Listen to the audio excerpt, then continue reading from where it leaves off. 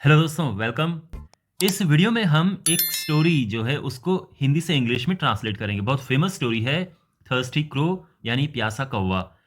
अब ये जो कहानी है, इसमें सेंटेंसेस हिंदी में लिखे हैं। ये पूरी जो स्टोरी है आप देख सकते हैं अपने सामने, ये हिंदी में लिखी है। बहुत फेमस स्टोरी है, आपने बहुत बार ये सुनी होगी, बच्चों की बुक्स में होती है।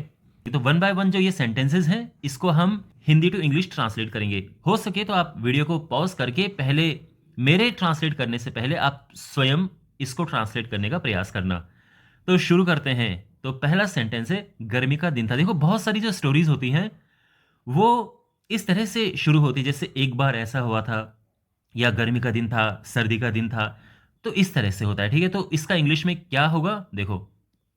It was a hot summer day, या it was a hot winter day, इस तरह से लाइन शुरू होती है।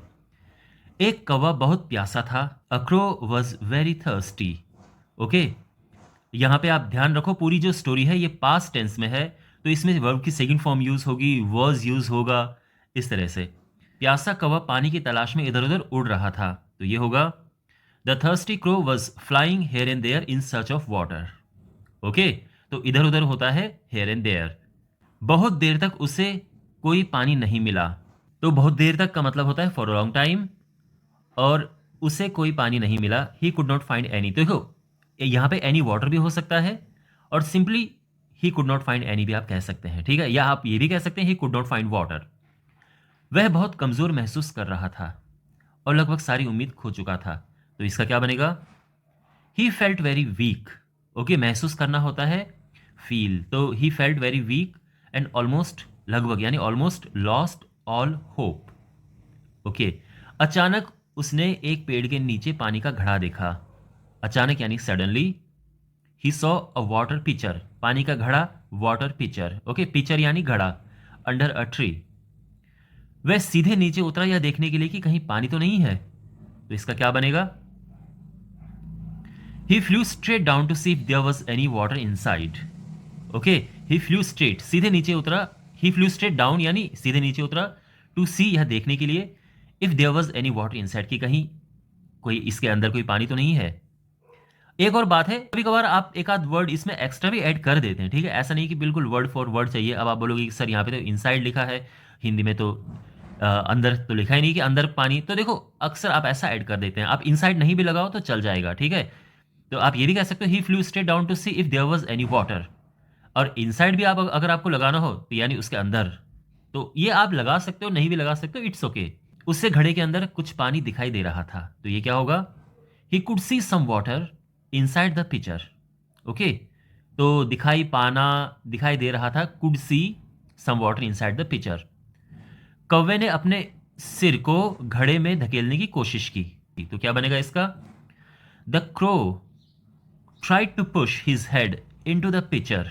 लेकिन दुर्भाग्यवश उसने पाया कि घड़े की गर्दन बहुत संकरी थी।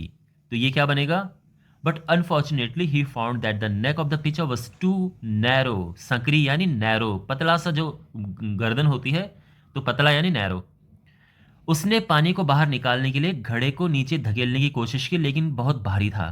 तो क्या होगा इसका, he tried to push the pitcher down to let the water out, but it was too heavy. वह बहुत थक गया और लगभग हार मान चुका था। He got very tired and had almost given up. Okay, तो लगभग, ऑलमोस्ट, हार मानना होता है गिव अप करना, तो गिवन अप, ठीक है।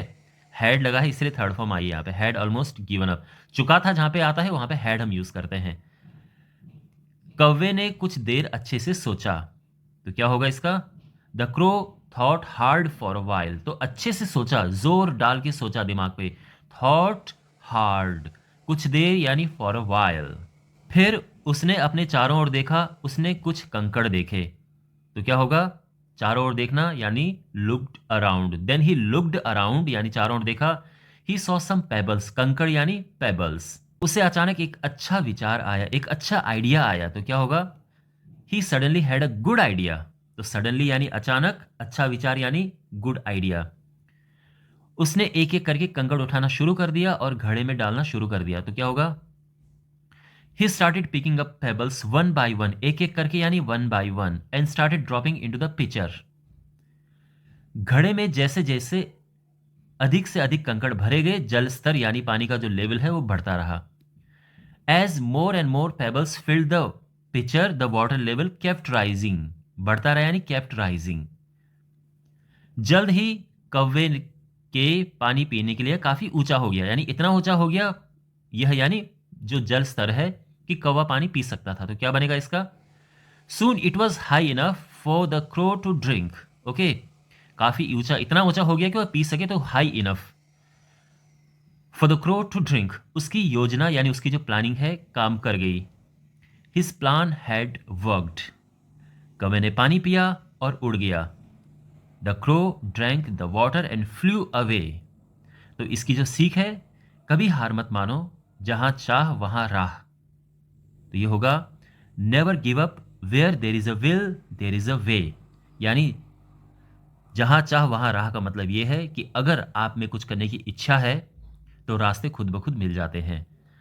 तो आई होप ये स्टोरी आपको अच्छी लगी होगी। आई मीन फेमस स्टोरी है, लेकिन जो इसका ट्रांसलेशन है उससे आपको कुछ सीखने को मिला होगा, आपकी इंग्लिश इंप्रूव हुई होगी। अगर आपके पास कोई स्टोरी है, अगर आप चाहते हो कि सर इस स्टोरी को आप इंग्लिश में ट्रांसलेट कीजिए, तो आप कमेंट बॉक्स में वो उस स्टोरी का या तो नाम लिखें, और या फिर आप पूरी स्टोरी भी लिख सकते हैं।